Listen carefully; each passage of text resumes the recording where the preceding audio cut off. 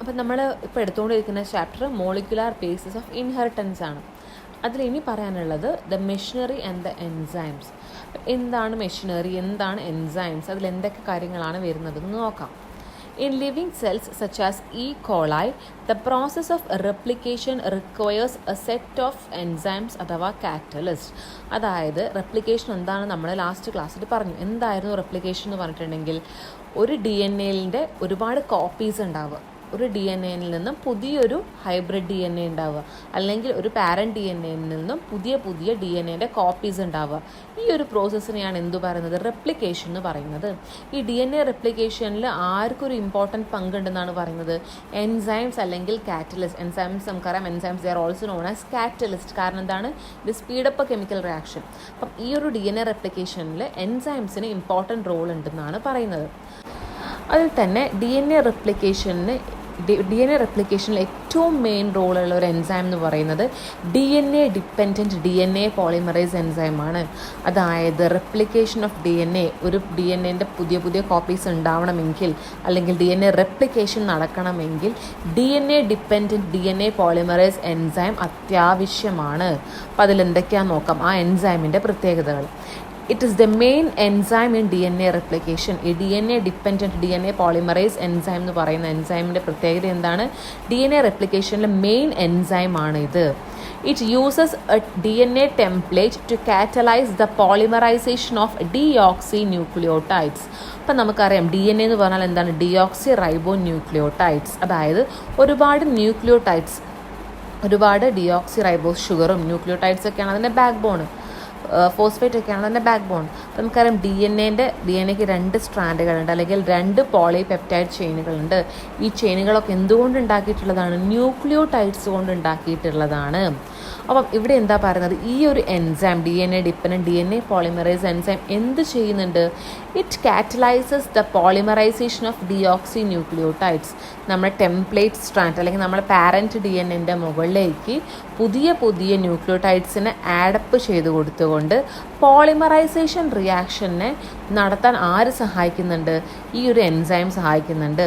അതായത് DNA dependent DNA polymerise enzyme എങ്ങനെയാണ് റെപ്ലിക്കേഷന് സഹായിക്കുന്നതെന്ന് ചോദിച്ചിട്ടുണ്ടെങ്കിൽ, നമ്മുടെ പാരൻറ്റ് DNA അല്ലെങ്കിൽ നമ്മുടെ DNA ടെംപ്ലേറ്റിന് മുകളിലോട്ട് പുതിയ ഡിയോക്സി ന്യൂക്ലിയോടൈഡ്സ് ആഡപ്പ് ചെയ്ത് ആ ഒരു പോളിമറൈസേഷൻ റിയാക്ഷൻ ഫാസ്റ്റപ്പ് ചെയ്യാൻ അല്ലെങ്കിൽ ആ ഒരു പോളിമറൈസേഷൻ റിയാക്ഷൻ സ്പീഡപ്പ് ചെയ്യാൻ ഈ ഒരു എൻസൈം സഹായിക്കുന്നുണ്ട്.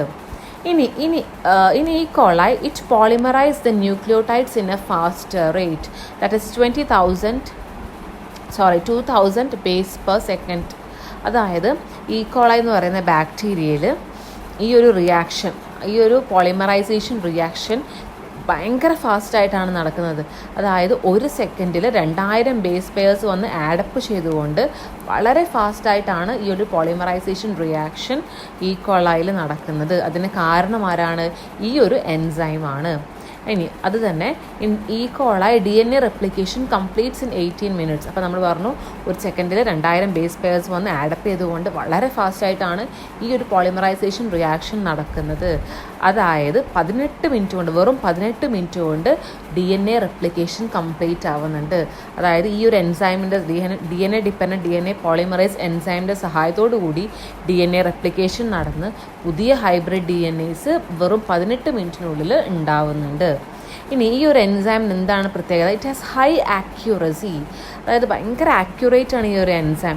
കാരണം നമുക്കറിയാം ഈ ഒരു DNA റെപ്ലിക്കേഷനിൽ എന്തെങ്കിലും ചെറിയൊരു എറർ വന്നാൽ എന്ത് സംഭവിക്കും, മ്യൂട്ടേഷന് കാരണമാകും.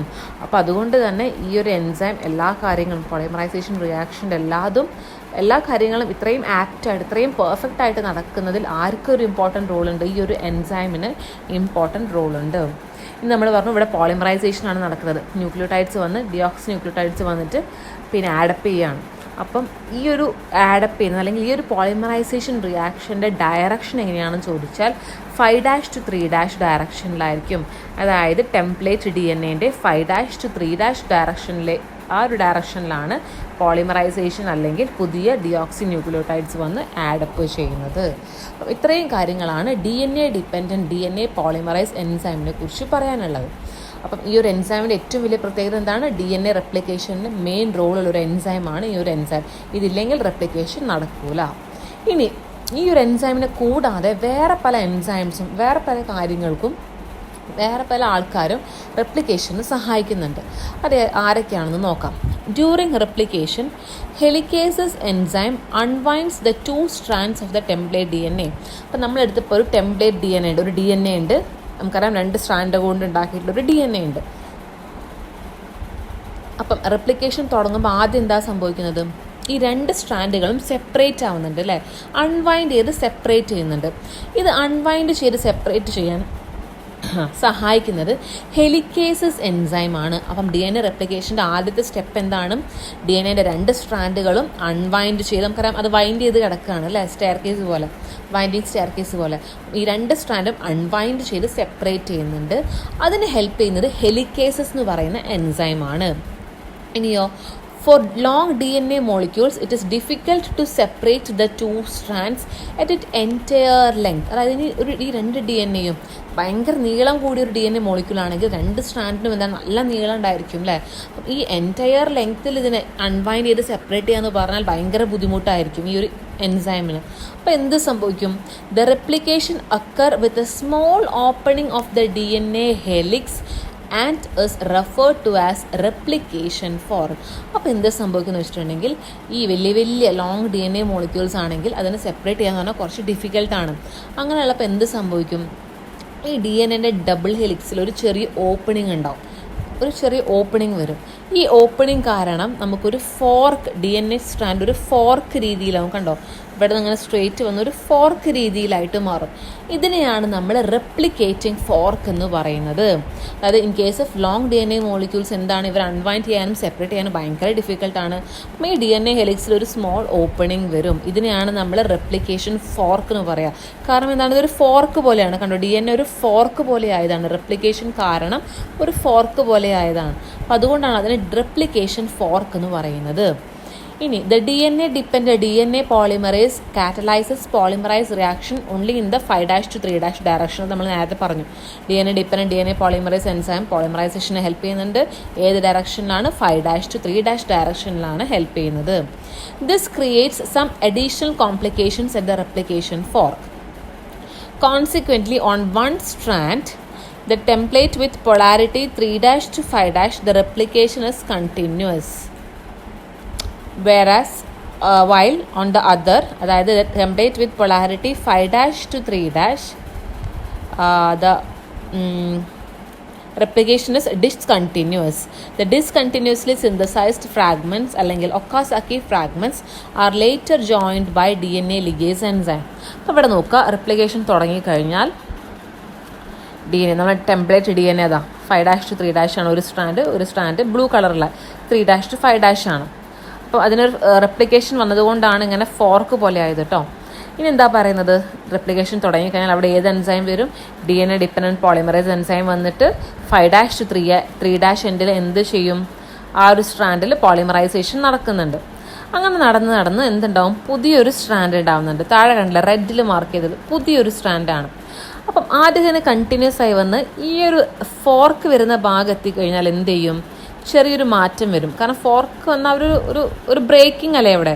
നോർമലായിട്ടുള്ള DNA സ്ട്രാൻഡ് ഇങ്ങനെ വരുന്നുണ്ട്, അവിടെ നിന്ന് ഒരു ഫോർക്ക്, ഒരു റെപ്ലിക്കേഷൻ, ഒരു ഫോർക്ക്, അവിടെ ഒരു അബ്നോർമാലിറ്റി അല്ലേ അവിടെ ശരിക്കും ഉണ്ടാവുന്നത്. അപ്പം ഈ ഒരു പോളിമറൈസേഷൻ അവിടെ എത്തുമ്പോൾ എന്ത് സംഭവിക്കും? അതൊന്ന് ഡിസ്കണ്ടിന്യൂസ് ആവും. അതായത് നിങ്ങൾ നോക്കുകയാണെങ്കിൽ കാണാം 3' to 5' സ്ട്രാൻഡ്സ് എങ്ങനെയാണ്? അത് കണ്ടിന്യൂസ് ആയിരിക്കും. പക്ഷേ 5' to 3' സ്ട്രാൻഡ്സ് എങ്ങനെയാണ്? അതിന് ബ്രേക്ക് കണ്ടോ, 1, 2, 3 ആരോ ആയിട്ടാണ് കാണിച്ചത്. 5' to 3', അതെങ്ങനെയായിരിക്കും? അത് ഡിസ്കണ്ടിന്യൂസ് ആയിരിക്കും. അതായത് ഒരു DNA റെപ്ലിക്കേഷൻ്റെ സമയത്ത് അവിടെ റെപ്ലിക്കേഷൻ ഫോർക്ക് ഫോം ചെയ്യുകയാണെങ്കിൽ പിന്നെ എന്ത് സംഭവിക്കും? DNA സിന്തസിസ് ഡിസ്കണ്ടിന്യൂസ് ആവും. അതായത് പുതിയതായിട്ടുണ്ടാവുന്ന 2 സ്ട്രാൻഡുകളിൽ 3' to 5' കണ്ടിന്യൂസും ആവും, 5' to 3' കുറേ ഫ്രാഗ്മെൻറ്റുകളായിട്ടാണ് കാണുന്നത്. അതായത് ഡിസ്കണ്ടിന്യൂസ് ആവും. ഈ ഒരു ഫ്രാഗ്മെൻറ്റുകൾ നമ്മൾ എന്ത് പറയുന്നുണ്ട്?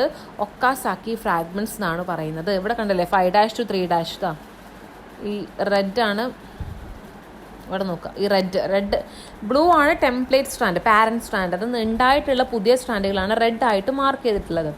അപ്പോൾ അതിൽ നോക്കിക്കേ 3' to 5' അത് കണ്ടിന്യൂസ് ആണല്ലേ, ലൈൻ അതിൽ ബ്രേക്കിംഗ് ഒന്നുമില്ല, അത് കണ്ടിന്യൂസ് ആണ്. ആ സ്ട്രാൻഡ് എന്ന് പറയുന്നത് പുതിയതായിട്ടുണ്ടായിട്ടുള്ള ആ സ്ട്രാൻഡ് കണ്ടിന്യൂസ് ആണ്.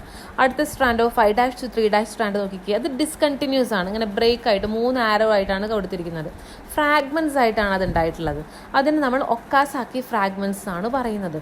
അപ്പം വേറൊരു കാര്യം, പുതിയൊരു സ്ട്രാൻഡ്, 2 സ്ട്രാൻഡിൽ ഒന്ന് ഇങ്ങനെ കണ്ടിന്യൂസും ഒന്ന് ഡിസ്കണ്ടിന്യൂസും ആയിട്ട് നമുക്ക് കാര്യമുണ്ടില്ല. രണ്ടും കണ്ടിന്യൂസ് ആയിട്ടുള്ള നോർമൽ ആയിട്ടുള്ള സ്ട്രാൻഡ് നമുക്ക് കിട്ടണം അല്ലേ. അപ്പോൾ എന്ത് ചെയ്യും, ഈ 5' to 3' എൻഡിലുള്ള ഈ ബ്രേക്ക് ചെയ്തിട്ടുള്ള ഡിസ്കണ്ടിന്യൂസ് ആയിട്ടുള്ള ഈ 3 ഫ്രാഗ്മെൻറ്റുകളെയും ആര് ഒട്ടിപ്പിക്കും? ബ്രേക്ക് ആയിട്ടുള്ള 3 കഷ്ണങ്ങൾ ആര് ജോയിൻ ചെയ്യിപ്പിക്കും? 3 ഞാൻ ഇവിടെ കൊടുത്ത രീതിയിൽ പറയാം കേട്ടോ. ബ്രേക്ക് ആയിട്ടുള്ള അത്രയും ഫ്രാഗ്മെൻറ്റുകൾ ആര് ഒട്ടിപ്പിക്കും, തിരിച്ച് ജോയിൻ ചെയ്യിപ്പിക്കും?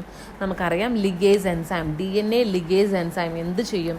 ഈ ഡിസ്കണ്ടിന്യൂസ് ആയിട്ടുള്ള ഒക്കാസാക്കി ഫ്രാഗ്മെൻറ്റ്സിനെ ജോയിൻ ചെയ്യിപ്പിക്കുന്നുണ്ട്. അപ്പം ഇത്രയും കാര്യങ്ങളാണ് എന്തിൽ പറയുന്നത്, DNA റെപ്ലിക്കേഷനിൽ എൻസൈംസ്, ഏതൊക്കെ എൻസൈംസ് ഇൻവോൾവ് ആയിട്ടുണ്ട്, അത് റെപ്ലിക്കേഷൻ ഫോർക്ക് എന്താണ്, ഈ എൻസൈംസിൻ്റെ ഫങ്ഷൻ എന്താണ്, റെപ്ലിക്കേഷനെ എങ്ങനെയൊക്കെയാണ് സഹായിക്കുന്നത്. അപ്പോൾ ഇത്രയും കാര്യങ്ങളാണ് എൻസൈംസിൻ്റെ കാര്യത്തിൽ, DNA റെപ്ലിക്കേഷൻ്റെ എൻസൈമിൻ്റെ കാര്യത്തിൽ പറയാനുള്ളത്. ഇനി നോക്കാം ട്രാൻസ്ക്രിപ്ഷനും ട്രാൻസ്ക്രിപ്ഷൻ യൂണിറ്റും എന്താണെന്ന്. ഇപ്പോൾ നമ്മൾ സെൻട്രൽ ഡോഗ്മ ഓഫ് മോളിക്കുലാർ ബയോളജിയിൽ കണ്ടു എന്താണ് ട്രാൻസ്ക്രിപ്ഷൻ, എന്താണ് ട്രാൻസ്ലേഷൻ. ഇത് രണ്ടും കൂടി ചേർന്നിട്ടാണ് പ്രോട്ടീൻ സിന്തസിസ് എന്ന് പറയുന്ന പ്രോസസ്സ് നടക്കുന്നത്. എന്താണ് transcription?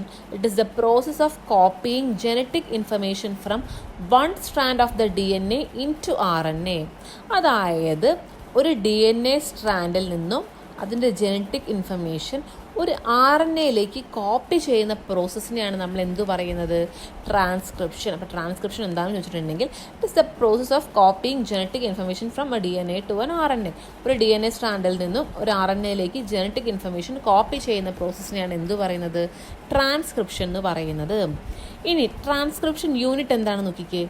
It is the segment of DNA which takes part in transcription.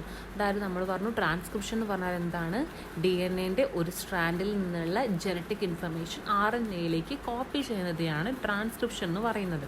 അപ്പോൾ ട്രാൻസ്ക്രിപ്ഷൻ യൂണിറ്റ് എന്ന് പറഞ്ഞാൽ അതൊരു സെഗ്മെൻ്റ് ആണ്.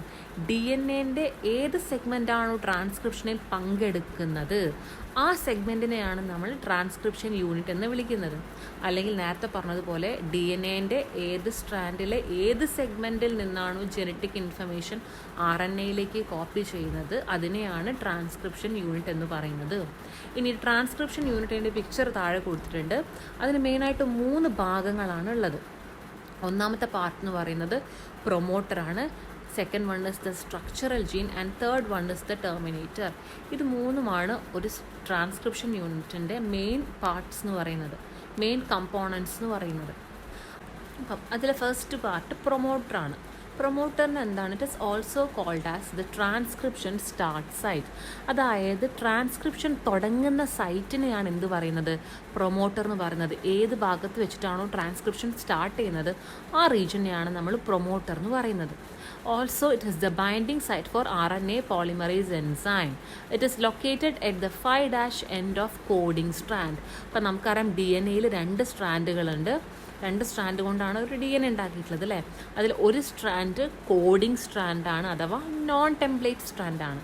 രണ്ടാമത്തെ സ്ട്രാൻഡ് ടെംപ്ലേറ്റ് സ്ട്രാൻഡാണ് അല്ലെങ്കിൽ നോൺ കോഡിംഗ് സ്ട്രാൻഡാണ്. ഇങ്ങനെ 2 സ്ട്രാൻഡുകളുണ്ട് DNA-ക്ക്, ഒരു ടെംപ്ലേറ്റും ഒരു നോൺ ടെംപ്ലേറ്റും അഥവാ ഒരു നോൺ കോഡിങ്ങും ഒരു കോഡിംഗ് സ്ട്രാൻഡും.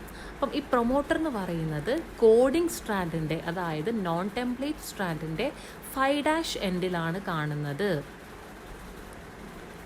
ഇനി അതിൻ്റെ വേറൊരു പേരെന്താണ്, ട്രാൻസ്ക്രിപ്ഷൻ സ്റ്റാർട്ട് സൈറ്റ് എന്നുള്ള പേരിലാണ് അത് അറിയപ്പെടുന്നത്.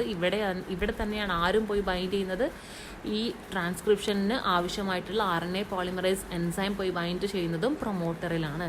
പിക്ചറിൽ നോക്കിയാൽ നിങ്ങൾക്ക് കാണാം കോഡിംഗ് സ്ട്രാൻഡിൻ്റെ 3' എൻഡിൽ പ്രൊമോട്ടർ കാണാം. ഇതിനെയാണ് ട്രാൻസ്ക്രിപ്ഷൻ സ്റ്റാർട്ട് സൈറ്റ് എന്ന് പറയുന്നത്. ഇവിടെ പോയിട്ടാണ് RNA പോളിമറൈസ് എൻസൈം ബൈൻഡ് ചെയ്യുന്നത്.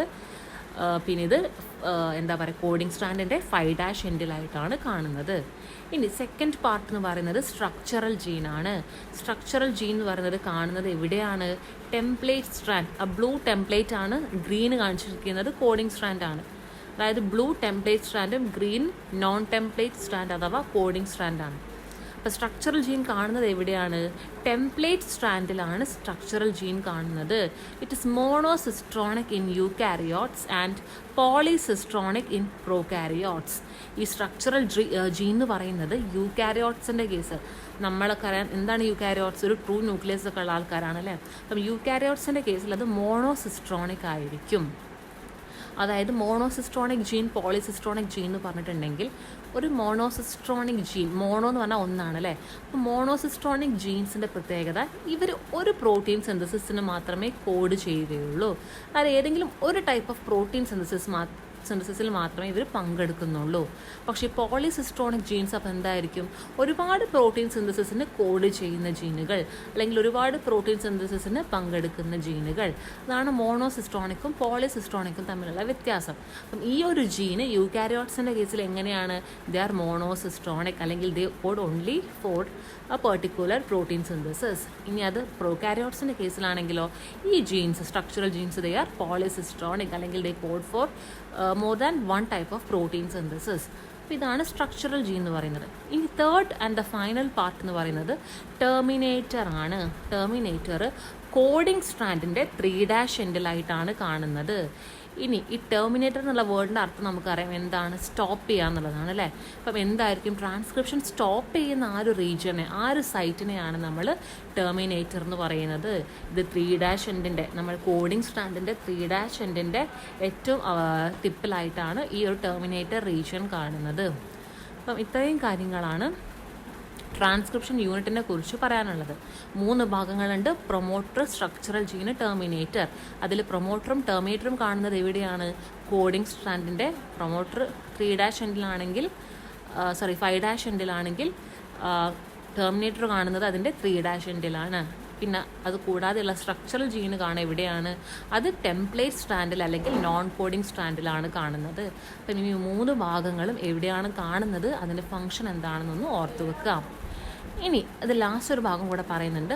The DNA dependent RNA polymerase catalyses the polymerisation only in the 5' to 3' direction. The 3' to 5' act as a template strand. 5' to 3' നേരത്തെ നമ്മൾ പറഞ്ഞ പോലെ തന്നെ 2 സ്ട്രാൻഡ് എന്ന് പറഞ്ഞു നമ്മൾ. അതിൽ ഒന്ന് 5' to 3' എന്നുള്ളത് കോഡിംഗ് സ്ട്രാൻഡ് അഥവാ നോൺ ടെംപ്ലേറ്റ് സ്ട്രാൻഡ് ആണ്. അതിന് തൊട്ട് മുകളിൽ ബ്ലൂവിൽ കാണിച്ചിട്ടുള്ള 3' to 5' ഡയറക്ഷനിലുള്ള സ്ട്രാൻഡോ it is a template strand അഥവാ നോൺ കോഡിംഗ് സ്ട്രാൻഡ്. അതവിടെ പറഞ്ഞതേ ഉള്ളൂ. അതിൽ നമ്മൾ ഈ RNA പോളിമറൈസ് എൻസൈം എപ്പോഴും എവിടെ പോയിട്ടാണ് ബൈൻഡ് ചെയ്യുന്നത്? 5' to 3' ഡയറക്ഷൻ അല്ലെങ്കിൽ കോഡിംഗ് സ്ട്രാൻഡിൽ പോയിട്ടാണ് ബൈൻഡ് ചെയ്തിട്ട് പോളിമറൈസേഷൻ റിയാക്ഷൻ നടത്തുകയാണ് ചെയ്യുന്നത്. അപ്പോൾ ഇത്രയും കാര്യങ്ങളാണ് ട്രാൻസ്ക്രിപ്ഷനും ട്രാൻസ്ക്രിപ്ഷൻ യൂണിറ്റിനെ കുറിച്ചും പറയാനുള്ളത്. അപ്പം ഈ ഒരു പിക്ചർ വരയ്ക്കാനും കാര്യങ്ങളൊക്കെ ഓർത്ത് വെക്കുക, അതിൻ്റെ ഭാഗങ്ങളും വരയ്ക്കാനുള്ളതൊക്കെ ഒന്ന് ഓർത്ത് വെക്കുക.